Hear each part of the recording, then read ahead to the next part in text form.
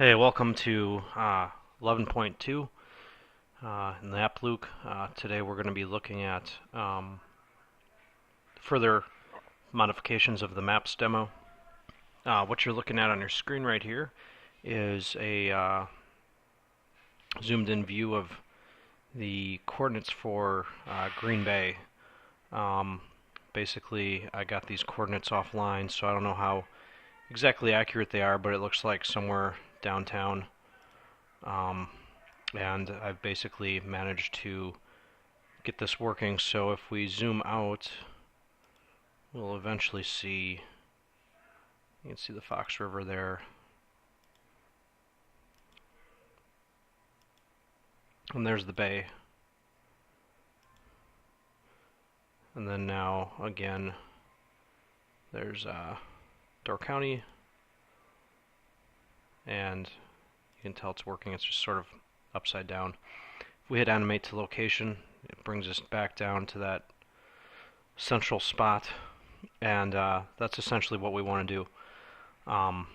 So what I've rigged up here is, if you go back to the main application, I rigged it up with the maps and markers demo, so that if you click that and then you do a location update, it will store, this is the old position here, but if we basically in Putty, which is a program I'll show you how to download and use today, if we set a location in here, a fake location basically, let's say latitude 44, longitude 44, it will change the location that's stored, and then when I hit animate to location, it will go to that particular location. Now, which looks to be in the middle of a ocean or something. Yeah, you get kind of weird results when you just start randomly making stuff up. Or not, I guess it's just a field somewhere. That's kind of interesting. Farmer's field somewhere. Yeah, when you just start randomly typing stuff in, you get kind of interesting results. But again, the Green Bay address, well, we'll take something that's slightly off, 88.1 and 44.52. How about that? Hit animate to location. That's going to take us to wherever that is.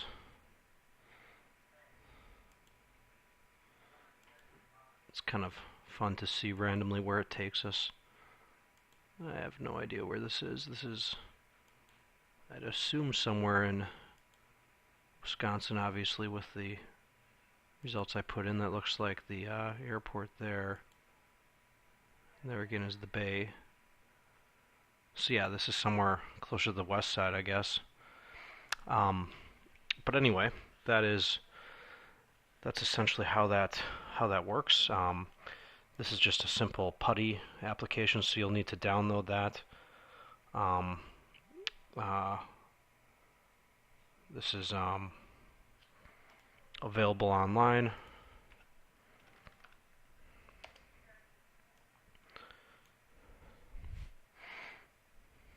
Just type in Putty. The very first hit is the Putty download page, chiark, and this gives you everything.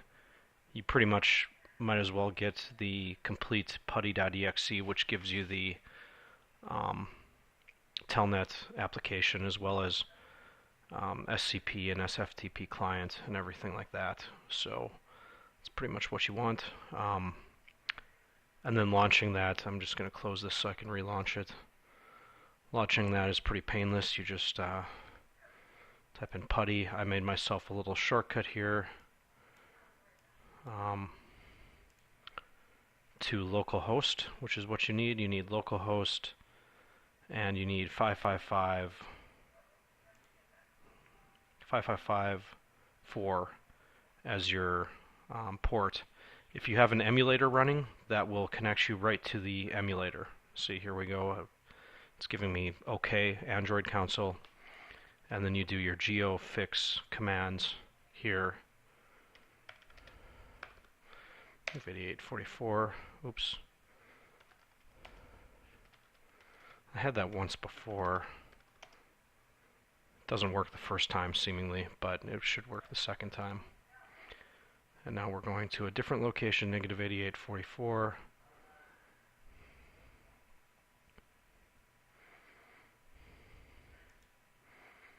Some kind of field somewhere, it looks like. So, that's how that works. That's called putty, and you'll need that in a little bit.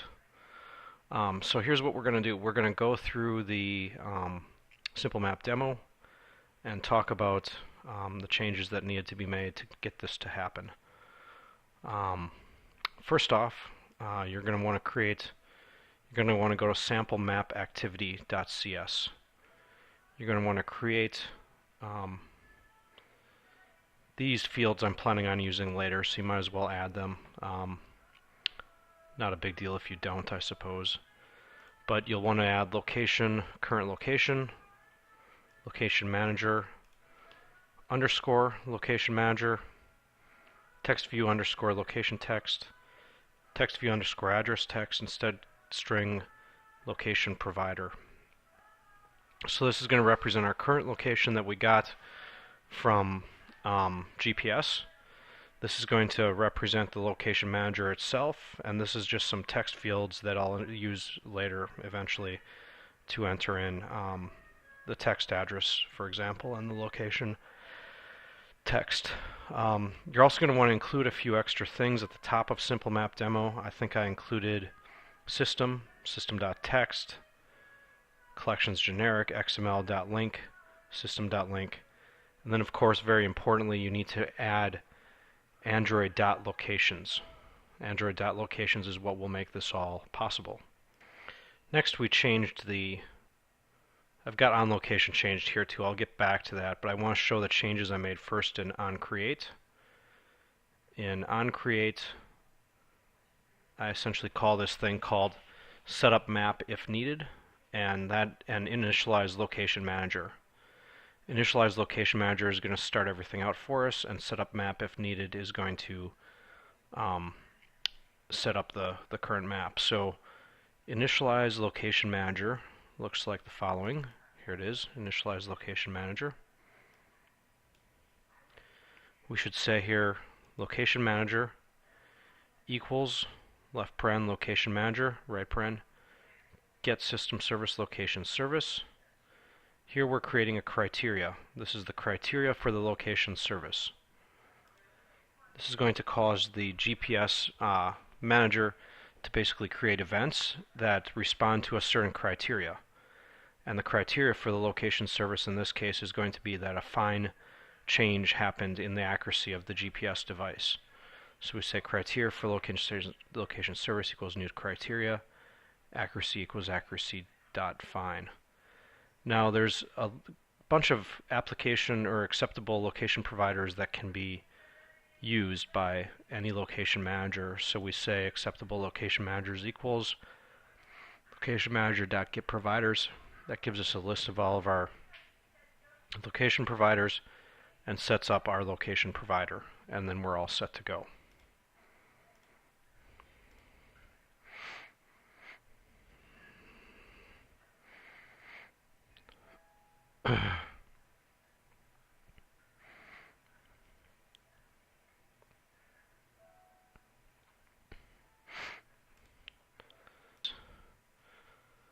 Okay, so the next thing we need to do is turn our activity, sample map activity, into also implementing iLocation Listener. In the schemes of C#, it's possible to have one class inherit from multiple parents. That's called multiple inheritance.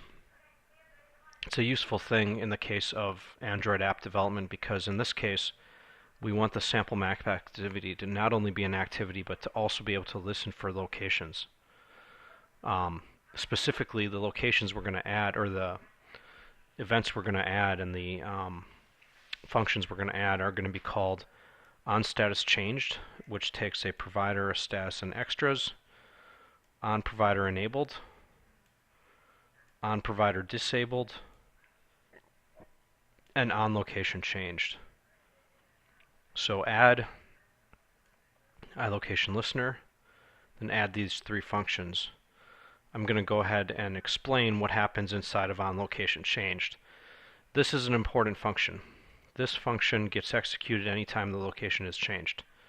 So when you saw me typing in PuTTY, for example, every time I type something in here and I say geofix and then my latitude and longitude, it will call this function. And so we want to update the current location anytime that happens. So we say current location equals the location that's coming in. If the current location is null, we say that we can't get the location and we're unable to determine that location. Otherwise, we say, and I just called it Green Bay because that was my initial test. Obviously, this could be anything, and in that case, it won't be Green Bay. We could type in some latitude and longitude from Sri Lanka in here, and it wouldn't matter, or England or something, and it would still use the Green Bay variable to store the latitude and the longitude. I've hooked in the Green Bay latitude and longitude as a variable to the setup animate button, because what happens in the setup animate button is it builds, or I'm sorry, it builds this button that basically when we click that button, this is a delegate with a lambda function, it's going to move the camera to the Green Bay Memorial in Belgium. That's an old text, shows the dangers of copy and paste. Move the camera to Green Bay is what we want to say. And so inside of there, we then say, whenever we click that button, we want it to move to Green Bay.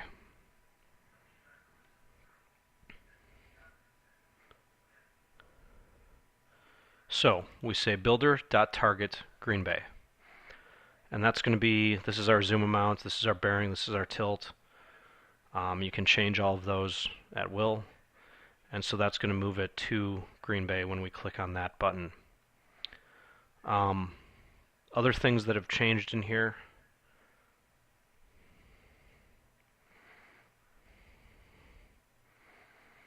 Inside the onCreate, we want to initialize the location manager and set up the map if needed. Inside the onResume, we also want to set up the map, request any location updates. Now, the initialization of the location manager, we covered that already, that happens here. And then setup map if needed has some changes to it as well. What I did here was basically the old code is here, the new code is down below. So if the current location is null and the map is null, we set it up to be these Vimy locations and a default Green Bay marker location. But if it's not, then we're going to actually use, and I can get rid of this int x equals 2 thing here. That was just a test. You don't need that. That was just me setting a breakpoint there. Otherwise, if we do have a location, we're going to basically use that location to draw it. So in drawing that, basically we say location wasn't null, just as my log info. I get the address list, which gets the current location. That's going to be used later. That builds up the string, which is the address, like for example, whatever address you live at. And then Vimy, which is the original position of the map, is going to be set to this latitude and this longitude.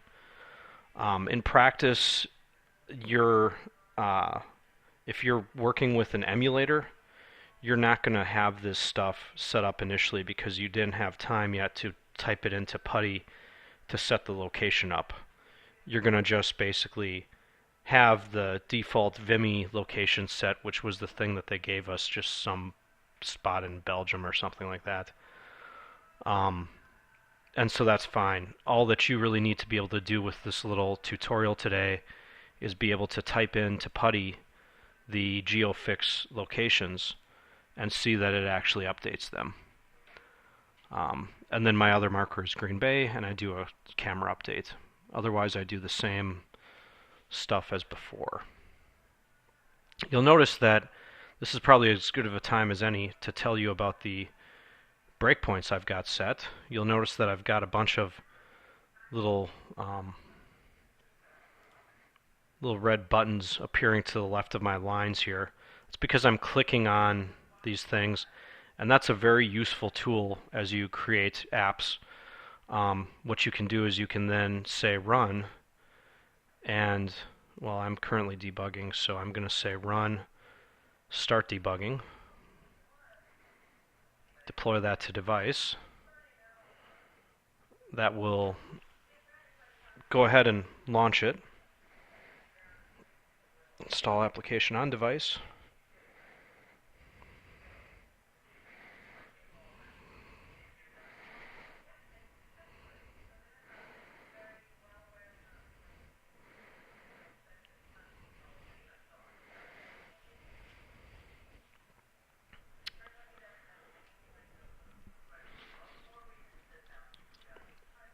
Alright, that should be launched by now. Go to our, and you see the application output logging here stuff. Go to Maps with Markers demo. And you see that setup if map is needed was just called, because I know that because this little yellow arrow tells me that, and that's where I'm at in the code. I can take a look and I can see that current location is null, for example, just by highlighting over it. It tells me the value of that variable. Very nice tool to be able to debug things. And I'm hitting F10 here, and that's stepping me through each line, line by line. Also very handy. Setup map is going to get called one more time. And then it's going to basically be quiet for a while because I don't have any other breakpoints placed. What I do have a breakpoint placed on is my putty. So if I do a geofix of negative 90, 42.5, or 3, I'm going to get the on location changed breakpoint hit. So I see that the location coming in is indeed 42 GPS, GPS 42.2999, and negative 90. So that's the location coming in, and I can debug that if I want in here. It's setting my Green Bay position and going on and doing its thing. So that's about it for this demo. I just wanted to be able to show you how you can update. Now, one kind of neat thing you could do is every time the location changes, you could update the map, which is what I started doing down here, saying set up map if needed. That gives you a clue as to how you would create an app that basically would update your location as you're walking around. So if you want to do that for your project, you could probably use this as a starting point and simply call setup map if needed every time the location changes.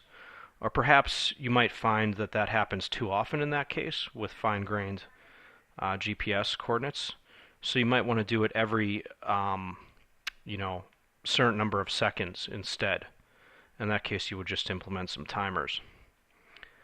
So that is that for this demo. I'm going to show one more demo tonight, and then we will call it quits for now. I will also be talking a little bit about the project, and the project is going to be, as you could tell from probably the last time we looked together at this was a little while ago, but let's take a look now. As we noted on the schedule, the details of the app project will be made available today. Today is the 14th, and it will actually be due on the 30th. So, but we need to make those details available today so you can start thinking about it and planning for it and all that kind of stuff. So the current details that I have, I always like to give a little preview in these videos. And this is as much of a preview as I'm going to give on it today because the full project details will be listed out in a document format on the site pretty soon. But so the app project, of course you already have your app mini project that you're currently working on, we should probably remind you what that is exactly. The App Mini project is located under Projects, and it basically has you selecting one we've done in class up to this point, which was Tasky, My Name Is, or the field service, and adding some things to those. This next one we do is going to be a little bit more in depth, so that's the mini project. However, the project itself is going to be a little more in depth. So I always like to sketch these out on here. App Project 1. Actually, it's the only one. There's Mini App, and then there's the app project itself. So this is just the main app project. What you're going to need to do for this is create a custom app, which is a mashup of existing Xamarin testbed apps. So for example, create a directory of names, addresses. Each clicking on one takes you to that address.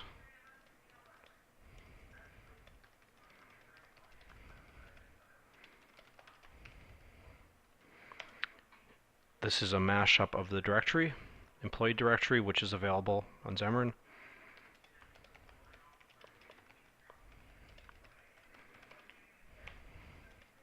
And locations. Another thing we could do is we could have a mashup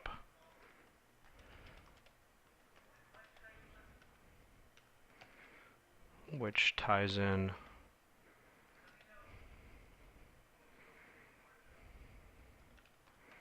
location data, so you have to go to a list of certain locations, and when you go to those locations, they're checked off.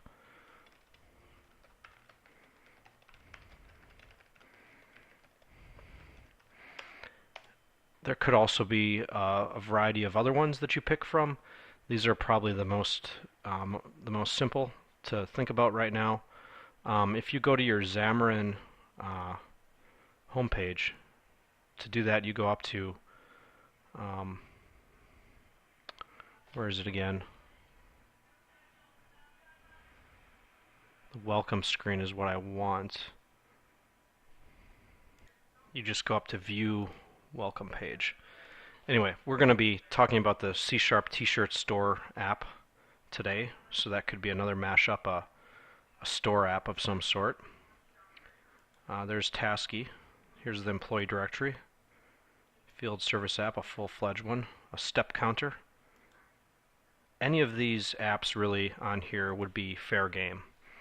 Other apps would be, so step counter, maybe a step counter plus a geolocation device service.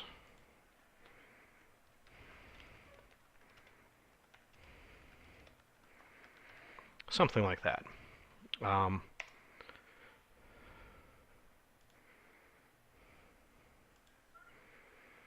Would be a good way to go.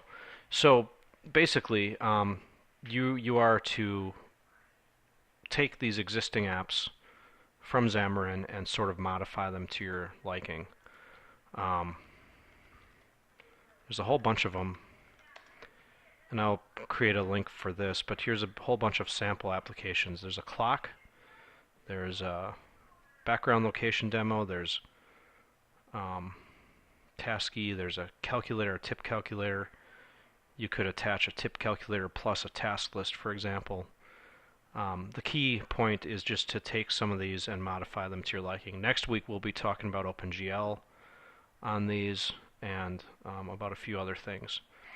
So that might give you some ideas on what to do, and we will see you next time for video 8.3. There's only 3 videos this week, so enjoy.